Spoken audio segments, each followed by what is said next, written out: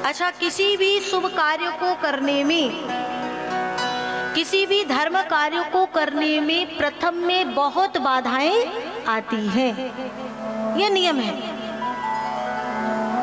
परंतु प्रधान क्या होना चाहिए?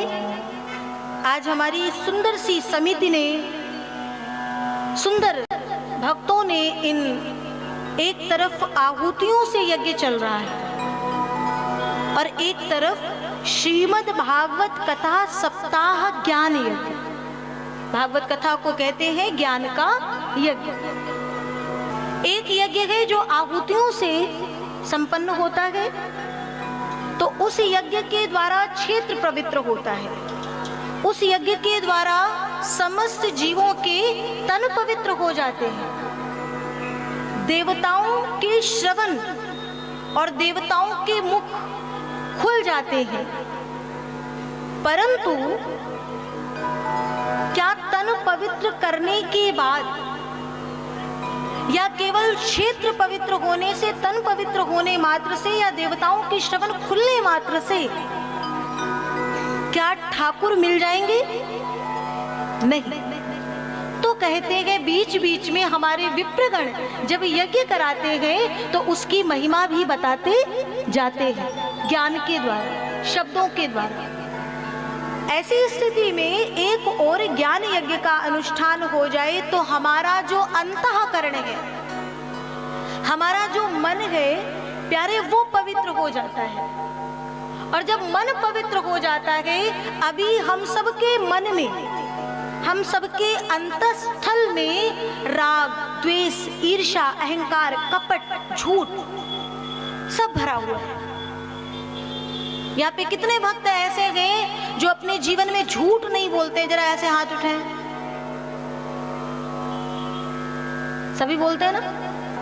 अच्छा सोचो जरा, मैं विनोद कर रही हूँ, व्यंग में कह रही हूँ, अगर इतना ही झूठ और थोड़ा थोड़ा ऐसे ही, जैसे हम लोग थोड़ा अपना काम बनाने के लिए और अपनी गलतियों को छिपाने के लिए झूठ बोलते हैं, उतना थोड़ा थोड़ा भगवान बोलने लगे, क्या होगा?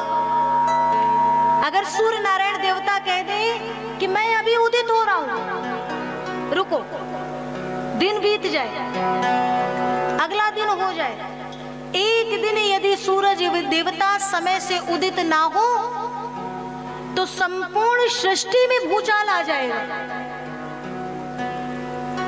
इस बात को मैं केवल इसलिए कह रही हूं कि ठाकुर जी को यदि पाना है,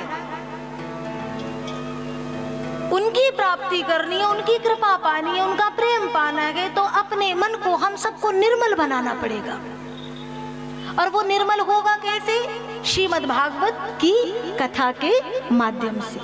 क्योंकि गोस्वामी तुलसीदास जी ने रामचरितमानस में एक चौपाई कही है, निर्मल मन जन सो मोहि पावा, निर्मल मन जन सो मोहि पावा, मोहि कपट छल छिद्र न पावा, मोहि कपट छल छिद्र न भावा, निर्मल मन जन सो मोहि पावा, निर्मल मन जन सो मोहि पावा। तो सरकार हमें निर्मल होकर के आना पड़ेगा।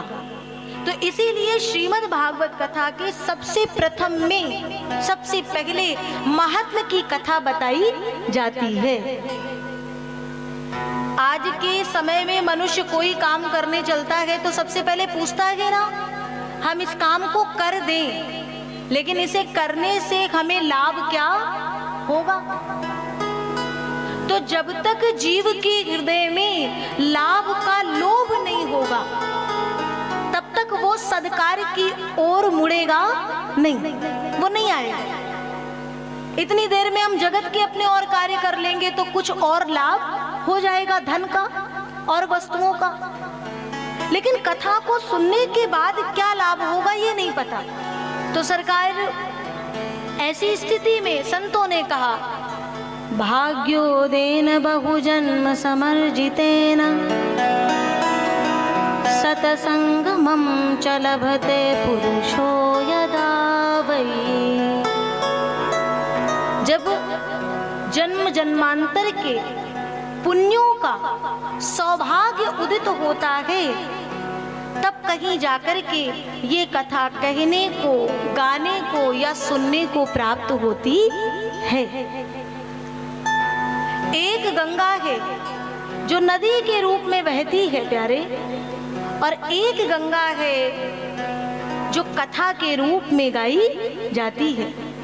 नदी के रूप में जो गंगा बहती है उसमें गोता लगाना है तो आपको अपने चरणों से चल करके जाना होगा। लेकिन ये जो कथा रूपी गंगा है ना, ये सब ही सुलभ, सब दिन, सब देशा। जब जो भी मनुष्य इस कथा को जैसे जिस पल जहां से गोता लगाना चाहे वो गोता लगा सकता है। बस फर्क इतना है जो मैंने प्रथम में कहा, निर्मल मन जन सो मोहि पावा।